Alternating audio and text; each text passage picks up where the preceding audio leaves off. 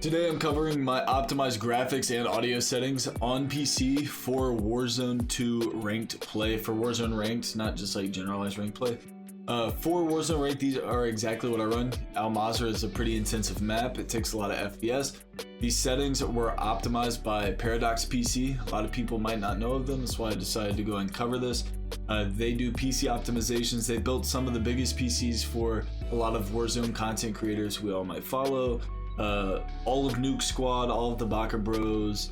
I believe they made Aiden's computer. They made one for like Post Malone, a bunch of really cool people. They do really good work, so I'm running their settings. Gang, listen, if you're new to the channel, enjoy the content, hit that sub button, press that like button. Audio settings are in this video, but they're a little more finicky. I'll cover that when we get to it in the video.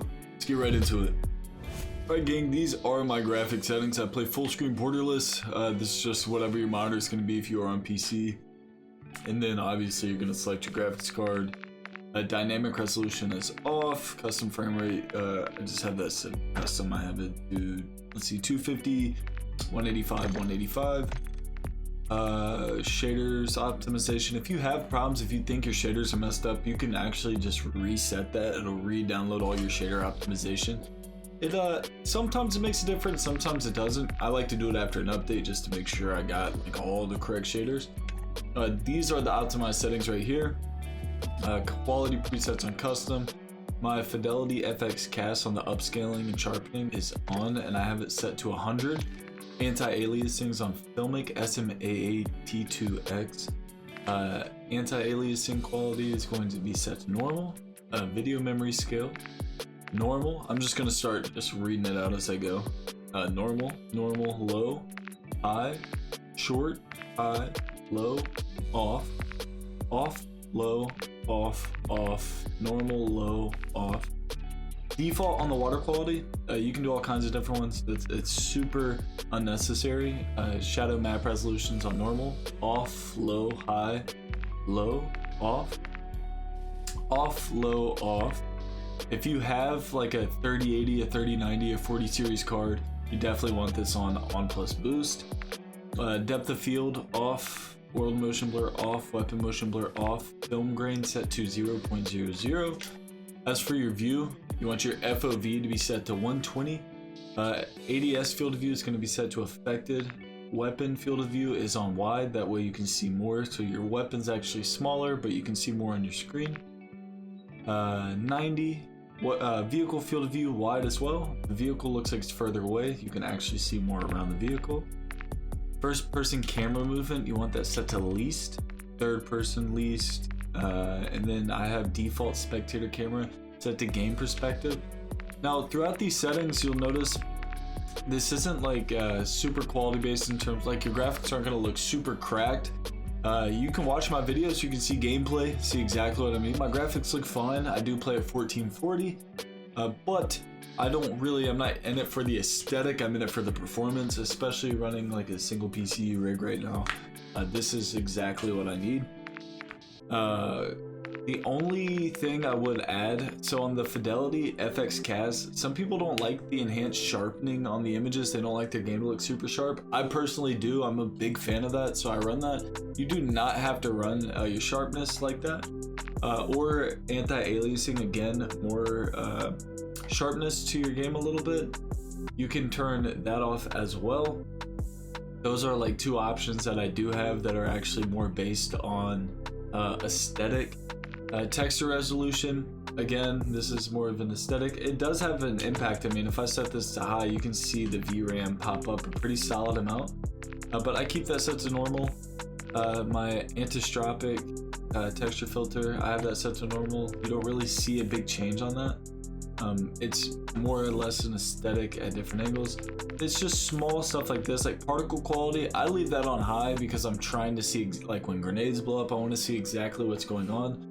But on the contrary, bullet impacts I have off. Like that's such a waste. You don't need to see bullet sprays on the wall. You can still see bullets flying through the air. You just cannot see impact holes, like bullet holes on walls. Absolutely, like I mean, it has little to no effect, but you might as well just turn it off for the little bit it may give you. Persistent damage layers, that's off as well. And then streaming quality I have set to normal. On-demand texture streaming, a lot of people leave this on. It says high quality textures are downloaded as you play the game. You can set, I have really fast internet, so it'd be no problem to run these, but it's not worth it. I don't, again, I'm looking for performance. I'm not looking for aesthetic. Deferred physics quality. This is all water-based right here. These last two are all based on water. I would prefer that the water had the lowest possible mechanics, because water is like a super intensive aspect of gaming. Like if you're playing a game with like super realistic water, a lot of movement in it, it has depth, you can actually swim in it, it will take a hard hit on your GPU, because there's so much moving and a lot of it's randomly generated. It's not the same wave over and over and over, so it does take a lot for your GPU to render that. I like having my shadows on, you know, it makes a difference. You can actually, if you're watching a peak, maybe the lighting's just right, you can catch someone's shadow before you actually see them. It allows you to pre-fire maybe a little bit easier. Maybe they're, you know, using dead silence, you can't hear them, you can actually see that shadow. That will help you. And, ambient occlusion, I hope I said that right. I have that turned off. It says right over here, add soft shadows intersecting. Again, this is an aesthetic. These are just some of the settings I've noticed in other games people like to run, but if you're trying to get the best possible performance, especially in ranked when you need it, these are the settings you want to run. You can run NVIDIA Reflex Low Latency as on. I do on plus boost. It says low latency mode is now enabled, optimizing system latency. Additional GPU clock frequencies are kept high in CPU bound cases. This can reduce latency but will increase GPU power draw. That's why I was saying use on plus boost if you have like a beefy card. If you don't have a beefy card, you can absolutely just put it to on.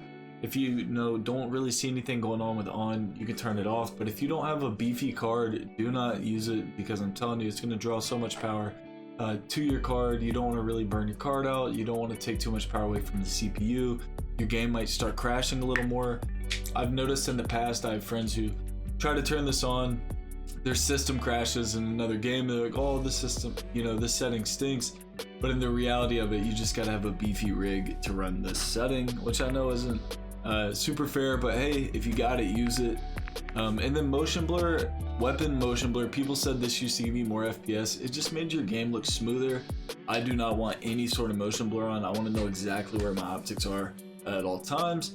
And then going on over to audio, it's really hard to kind of say what audio you use in this game. I just have it set to headphones. I don't use bass boost. I have an Astro A40s with a mix amp. I have a custom pre set I use through my mix amp for this game. I leave my master volume on, dialogue volumes at 0, voice chat volumes at 30, stuff like that. Nothing too crazy. There's my headset.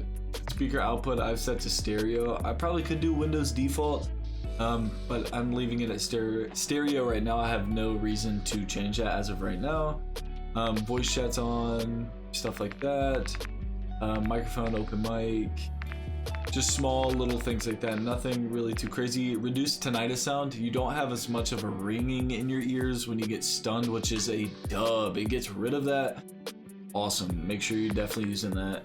Hit marker sound effects set to classic. You gotta go classic. I might switch back over to dub for a little bit. But I love the old school Modern Warfare 2 hit marker sound effects. And then mute game when minimized. That's just preference at that point. Gang, listen, if you're new to the channel, enjoy the content, man, hit that sub button, press that like button. I'll catch you all tomorrow for another banger. Let's get a game.